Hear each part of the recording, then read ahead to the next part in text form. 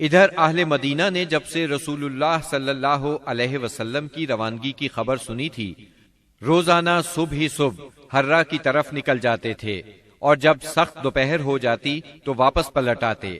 ایک روز طویل انتظار کے بعد لوگ اپنے اپنے گھروں کو واپس جا چکے تھے کہ ایک یہودی اپنے کسی ٹیلے پر کچھ دیکھنے کے لیے چڑھا۔ کیا دیکھتا ہے کہ رسول اللہ صلی اللہ علیہ وسلم اور آپ کے ساتھی سفید کپڑوں میں ملبوس چلے آ رہے ہیں۔ اس نے بے خود ہو کر نہایت بلند آواز سے کہا، عرب کے لوگوں، یہ رہا تمہارا نصیب جس کا تم انتظار کر رہے تھے۔ مسلمانوں نے اس کی آواز سنی تو ہتھیار اٹھا کر استقبال کے لیے دوڑ پڑے۔ سب نے مل کر اللہ اکبر کا نعرہ لگایا۔ پھر یہ لوگ ہرہ تک چلے آئے اور وہیں آپ سے ملاقات کی۔ اس کے بعد آپ داہنی جانب مڑ گئے اور قباء میں بنی عمرو بن عوف کی آبادی میں قیام فرمایا۔ آپ سیدنا ابو بکر صدیق رضی اللہ عنہ کے ساتھ دوسرے لوگوں کے درمیان میں بیٹھ گئے۔ اب ہوا یہ کہ جو بھی آتا سیدنا ابو بکر صدیق کو اللہ کا رسول خیال کر کے انہیں سلام کرتا، اس لیے کہ آپ کے بالوں میں سفیدی آ چکی تھی۔ جب اللہ کے رسول صلی اللہ علیہ وسلم پر دھوپ آ گئی اور ابو بکر رضی اللہ عنہ نے آپ کو دھوپ سے بچانے کے لیے چادر تانی تو لوگوں کو معلوم ہوا کہ یہ اللہ کے رسول ہیں۔ اس کے بعد قباء میں آپ نے کلثوم بن حدم رضی اللہ عنہ کے ہاں قیام فرمایا۔ اس سلسلے میں دوسری روایت یہ ہے کہ سعد بن خیثمہ رضی اللہ عنہ کے مکان پر قیام فرمایا۔ وہاں آپ نے 4 دن قیام فرمایا اور مسجد قباء کی بنیاد رکھی اور اس میں نماز پڑھی۔ نبی اکرم صلی اللہ علیہ وسلم نے فرمایا، جو شخص قباء میں 2 رکعت نماز پڑھے اسے عمرے کا ثواب ہوگا۔ نبی کریم صلی اللہ علیہ وسلم کے بعد سیدنا علی رضی اللہ عنہ مکہ مکرمہ میں 3 روز ٹھہرے۔ اس دوران میں مکے کے لوگوں کی جو امانتیں رسول اللہ صلی اللہ علیہ وسلم کے پاس تھیں ان کو ادا کیا، پھر پیدل چل پڑے اور قباء میں رسول اللہ صلی اللہ علیہ وسلم سے آ ملے۔ انہوں نے کلثوم بن حدم رضی اللہ عنہ کے مکان پر قیام کیا۔ رسول اللہ صلی اللہ علیہ وسلم 5ویں دن یہاں سے روانہ ہوئے۔ یہ جمعے کا دن تھا۔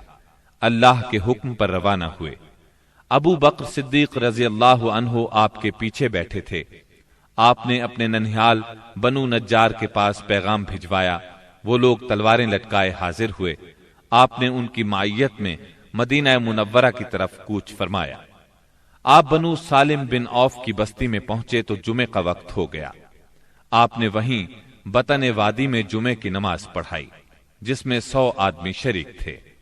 جمعے کے بعد نبی کریم صلی اللہ علیہ وسلم نے مدینے کا رخ کیا۔ اس وقت تک لوگ استقبال کے لیے امڈ آئے تھے۔ گھر اور گلی کوچے حمد و تسبیح سے گونج رہے تھے۔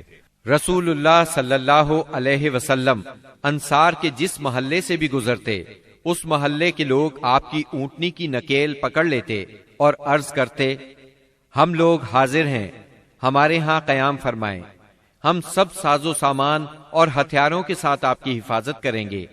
جواب میں آپ فرماتے، اونٹنی کا راستہ چھوڑ دو، یہ اللہ کی طرف سے معمور ہے۔ آپ کے اس فرمان کا مطلب یہ تھا کہ اللہ کو جہاں منظور ہوگا یہ وہاں خود رکے گی۔ چنانچہ اونٹنی اس جگہ رکی جہاں آج مسجد نبوی ہے۔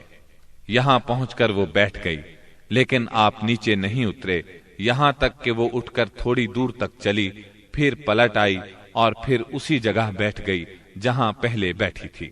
اس کے بعد آپ نیچے تشریف لے آئے۔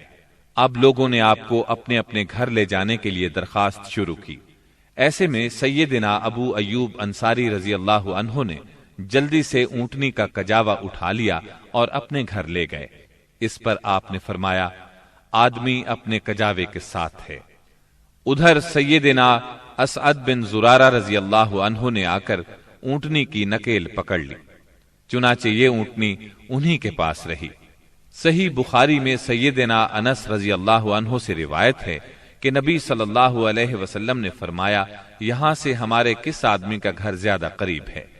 سیدنا ابو ایوب انصاری رضی اللہ عنہ فوراً بول اٹھے، اے اللہ کے رسول، میرا، یہ دیکھیے یہ رہا میرا مکان اور یہ رہا میرا دروازہ۔ نبی کریم صلی اللہ علیہ وسلم نے فرمایا جاؤ اور ہمارے لیے قیلولہ کی جگہ تیار کرو۔ انہوں نے عرض کی آپ دونوں حضرات تشریف لے چلیں، اللہ برکت دے۔ اس طرح میزبانی کا شرف سیدنا ابو ایوب انصاری رضی اللہ عنہ کے حصے میں آیا۔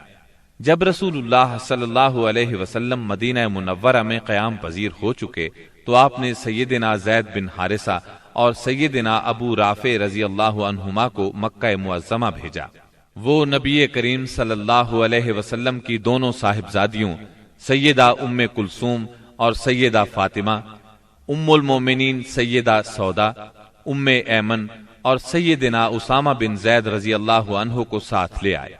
ان کے ہمراہ سیدنا ابو بکر صدیق رضی اللہ عنہ کے فرزند عبد الرحمن بن ابی بکر بھی اپنے گھرانے کے افراد سیدہ ام رومان، سیدہ عائشہ اور سیدہ اسماء رضی اللہ عنہن کو لے کر مدینہ منورہ آ گئے۔